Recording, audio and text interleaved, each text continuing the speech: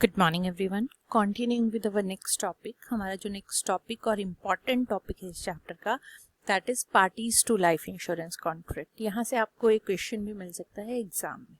कौन कौन सी पार्टीज होती हैं लाइफ इंश्योरेंस कॉन्ट्रैक्ट के लिए, या क्या क्या टर्म्स आप जब लाइफ इंश्योरेंस कॉन्ट्रैक्ट लेते हैं करते हैं तो आपको सुनने को मिलती है। तो फर्स्ट जो है दैट इज पॉलिसी होल्डर। जो ऑनर है पॉलिसी का उसे हम पॉलिसी होल्डर कहते हैं। ये वो पर्सन होता है जो पॉलिसी लेता है या तो अपनी लाइफ पे या फिर किसी और की लाइफ के लिए भी ये पॉलिसी ले सकता है। लेकिन मोस्टली जो पॉलिसी होल्डर होता है और जो लाइफ एश्योर्ड होता है वो सेम होता है मैक्सिमम केसेस में। अगर फॉर एग्जांपल, और ये डिफरेंट भी हो सकता है कई केसेस में, फॉर एग्जांपल एक फादर अगर पॉलिसी लेता है अपने सन या डॉटर के लिए, तो उस केस में जो पॉलिसी होल्डर है वो फादर होगा, लेकिन जिसकी लाइफ के लिए लिया है, मतलब जो लाइफ एश्योर्ड है, वो सन या डॉटर होगा। तो जो पॉलिसी होल्डर है और जो लाइफ एश्योर्ड पर्सन है दोनों डिफरेंट हो सकते हैं। और नेक्स्ट इज जो पॉलिसी होल्डर है वही एलिजिबल होता है पॉलिसी में अगर कोई भी चेंजेस करवाने हैं उसको करने के लिए। फॉर एग्जांपल, अगर आपने बेनिफिशियरी चेंज करना है कि किसको जो अमाउंट है वो मिले ऑन मैच्योरिटी, या आपने जो कवर का अमाउंट है, जो इंश्योरेंस का अमाउंट है, उसे इंक्रीज या डिक्रीज करना है, तो ये डिसीजन सिर्फ और सिर्फ पॉलिसी होल्डर ले सकता है।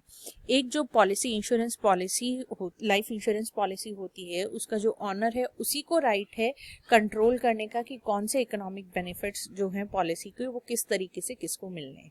राइट्स क्या क्या हैं पॉलिसी होल्डर के? उसके पास राइट है ऑनरशिप राइट्स को ट्रांसफर करने के, राइट है पॉलिसी प्रोविजंस में सर्टेन चेंज करने के लिए, कुछ भी जो वो चाहता है, प्लेज कर सकता है वो पॉलिसी को, बोरो कर सकता है अगेंस्ट दी पॉलिसी, कैंसिल या सरेंडर कर सकता है पॉलिसी, नेम चेंज कर सकता है बेनिफिशियरी का। देन जो राइट है उसके पास ये डिसाइड करने का कि किस मैनर में कि डेथ और सर्वाइवल प्रोसीड्स जो हैं वो रिसीव किए जाएंगे। देन ड्यूटीज क्या है पॉलिसी होल्डर की? ड्यूटीज जो है दैट इज प्रीमियम टाइम पे पे करना, इन्फॉर्म करना इंश्योरर को अगर कोई रिलेवेंट चेंज हुआ है पॉलिसी में या उससे रिलेटेड किसी मैटर में, सबमिट करना claim in the event of death of life assured. Then जो नेक्स्ट पार्टी आती है दैट इज लाइफ एश्योर्ड। जैसे अभी हमने ऊपर बात की कि जिसकी लाइफ के लिए आप इंश्योरेंस ले रहे हैं उसे लाइफ एश्योर्ड कहते हैं। पॉलिसी होल्डर और लाइफ एश्योर्ड सेम भी हो सकता है और डिफरेंट भी हो सकता है। तो लाइफ एश्योर्ड वो पर्सन होता है जिसकी लाइफ को आप इंश्योर्ड करवा रहे हैं। In the event of death of that person जो भी अमाउंट होगा क्लेम का वो बेनिफिशियरी को पे किया जाएगा। मोस्ट ऑफ द केसेस में लाइफ एश्योर्ड और पॉलिसी होल्डर सेम होते हैं, लेकिन वो डिफरेंट भी हो सकते हैं। लाइफ एश्योर्ड जो है वो रिस्पॉन्सिबल होता है किस लिए? जो भी क्वेश्चंस रेज करेगी इंश्योरेंस कंपनी पॉलिसी देते हुए, कॉन्ट्रैक्ट करते हुए टाइम पे, तो वो सारे जितने भी क्वेश्चंस हैं उनका आंसर देना रिस्पॉन्सिबिलिटी है लाइफ एश्योर्ड की। करेक्ट इन्फॉर्मेशन आपको इंश्योरेंस कंपनी को प्रोवाइड करवानी है। उसकी ये भी रिस्पॉन्सिबिलिटी है कि इंश्योरर जो है उसको इन्फॉर्म करे अगर कोई भी रेलेवेंट इंफॉर्मेशन में चेंज होता है, जैसे change in the job etcetera. तो जो राइट्स एंड ड्यूटीज हैं इंश्योर्ड की वो क्या है? ड्यूटीज हैं कि फिल करना प्रपोजल फॉर्म करेक्टली और ट्रूथफुली, सेलेक्ट करना कितनी टर्म का इंश्योरेंस उसे चाहिए एज पर सुटेबिलिटी, सेलेक्ट करना amount of premium as per suitability, select करना प्रीमियम पेमेंट की फ्रीक्वेंसी, नॉमिनी का नेम प्रोवाइड करवाना, नेसेसरी डॉक्यूमेंट्स इंश्योरर को देना, पॉलिसी के को गो थ्रू होना कि जो बॉन्ड रिसीव्ड पॉलिसी का हुआ है, आपको पॉलिसी बॉन्ड जो है वो केयरफुली रिसीव करना, उसको गो थ्रू करके उस पढ़ के सारा, उसके बाद उसे रिसीव करना। देन पे करना प्रीमियम टाइम पे to avoid lapsation of policy, inform करना इंश्योरर को कोई भी चेंज अगर होता है उसके बारे में, इन्फॉर्म करना इंश्योरर को रिगार्डिंग अगर आपकी पॉलिसी बॉन्ड जो है वो लॉस हो गया है, उसका वो आपने कहीं घुमा दिया है या कुछ और अनटूवर्ड उसके साथ हो गया है, तो उसके बारे में इंश्योरर को इन्फॉर्म करना। राइट्स क्या है इंश्योर्ड की? जो इंश्योर्ड है वो सरेंडर कर सकता है policy within 15 days from the date of receipt of the policy document.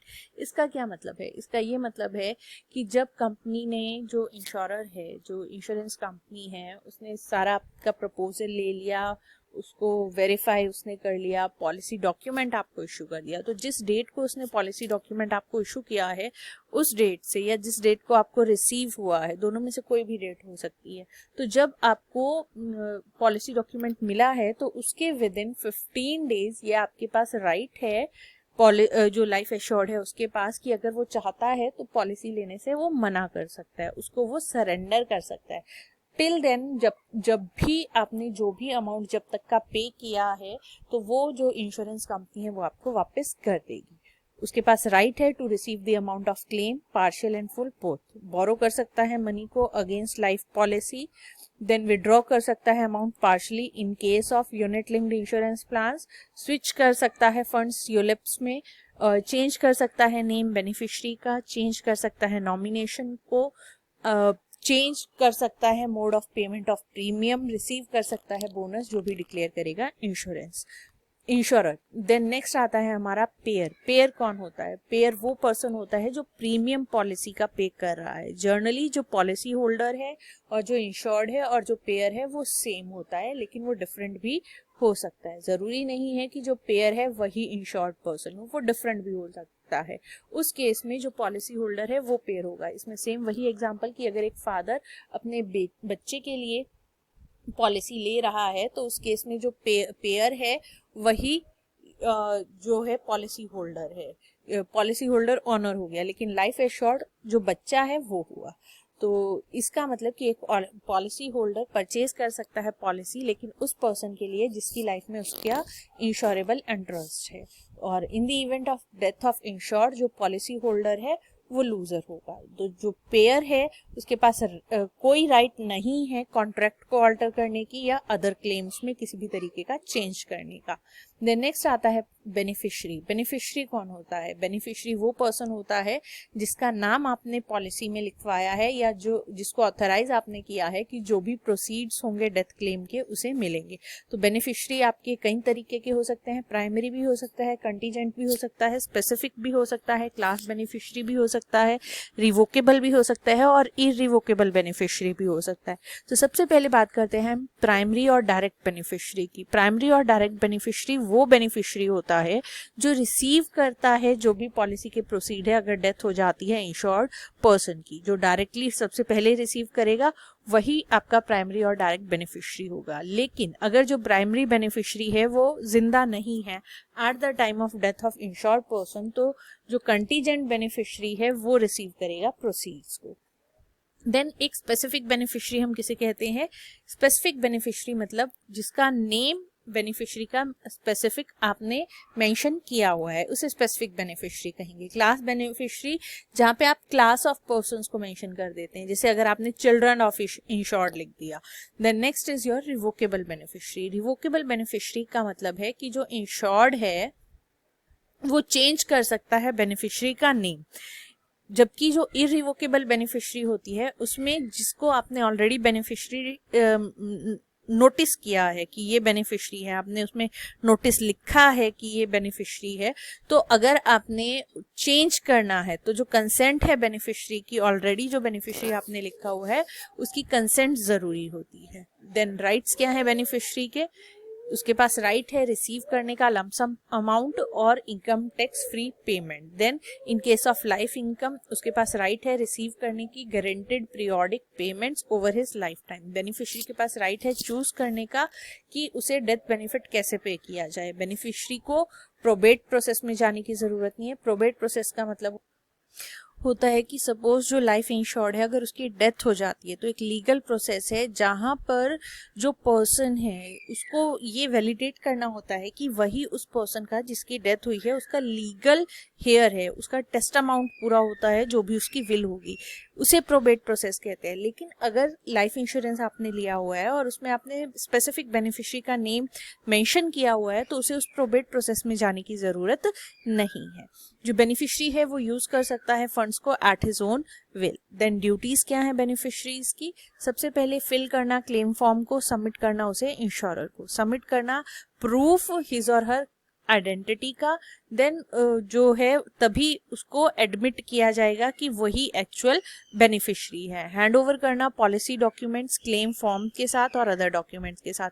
Prove करना कि जो इंश्योर्ड है वो डेथ उसकी हो चुकी है। प्रूव करना कि डेथ उन रीजंस की वजह से हुई है जो एक्सक्लूडेड है under policy contract. Then document certify करवाना जो भी इंश्योरर करने को कहता है। देन जो नेक्स्ट पार्टी आती है दैट इज इंश्योरर। इंश्योरर वो पर्सन जो अंडरटेक कर रहा है कि वो इंडेमनिफाई करेगा इंश्योर्ड को, या जो अंडरटेक कर रहा है कि वो जो सम एश्योर्ड है पे करेगा। वो एक कंपनी भी हो सकती है, एसोसिएशन भी हो सकती है, पार्टनरशिप भी हो सकती है। तो जो इंडियन इंश्योरेंस कंपनी है उसका मतलब है एक इंश्योरर जो कंपनी है, जो फॉर्म हुई है, रजिस्टर्ड हुई है अंडर द कंपनीज एक्ट 1956, या जिसमें जो एग्रीगेट होल्डिंग्स है इक्विटी शेयर्स की किसी भी फॉरेन कंपनी के पास, वो या तो इटसेल्फ या फिर थ्रू इट्स सब्सिडरी कंपनीज या इट्स नॉमिनीज वो एक्सीड नहीं करती है 45% पेड अप इक्विटी कैपिटल से उस इंडियन इंश्योरेंस कंपनी में। देन जो होलसेल पर्पस है वो है कि कैरी ऑन करना लाइफ इंश्योरेंस का बिजनेस या जर्नल इंश्योरेंस का बिजनेस या री इंश्योरेंस का बिजनेस। देन आता है राइट्स क्या है इंश्योरर की। राइट्स क्या क्या है इंश्योरर्स की? उसे करेक्ट इन्फॉर्मेशन मिले प्रपोजर्स से regarding age, residence, occupation, health and family. Health जो प्रपोजर की है उसे वो इन्वेस्टिगेट करवा सकता है बिफोर एक्सेप्टिंग द प्रपोजल। जो कंपनी है उसके पास राइट है कैंसिल करने का पॉलिसी को या रिजेक्ट करने का क्लेम को। एक कंपनी के पास है with in 2 years of issuance of policy.